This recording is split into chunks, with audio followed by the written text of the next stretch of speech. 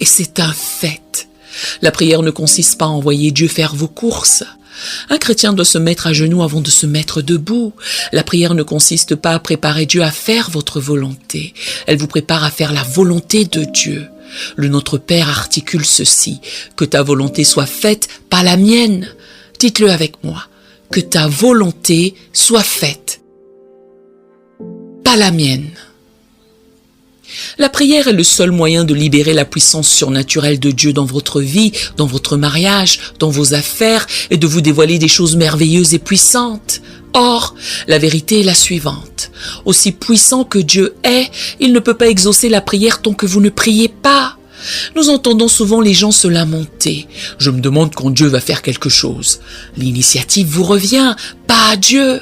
Dieu énonce: alors tu appelleras et l'Éternel répondra. Ésaïe 58, 9. Tout ce que vous lirez sur la terre sera lié dans le ciel, et tout ce que vous délirez sur la terre sera délié dans le ciel.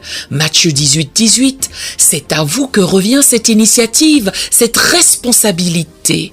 Dieu ne reste pas là à s'interroger sur ce que vous voulez. Il attend de vous que vous le lui disiez, car si vous le lui verbalisiez en ayant la foi et en croyant, vous le recevrez.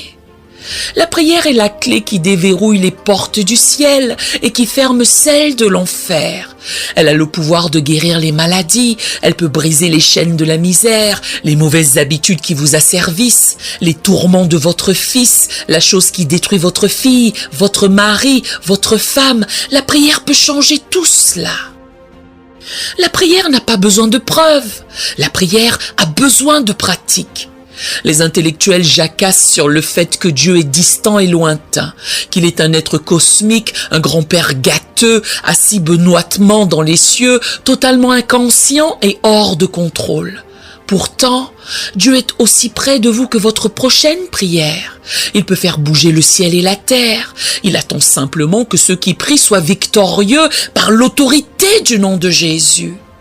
La prière est l'arme que Dieu a donnée à ses enfants pour livrer bataille dans les cieux. Lorsque nous affirmons « nous lions et délions », de quoi s'agit-il au fait? Paul déclare que nous évoquons des puissances et des dominations dans les cieux. Il y a des êtres surnaturels qui ont des structures et un système d'ordre, qui sont sous le commandement du prince des ténèbres, c'est-à-dire le diable.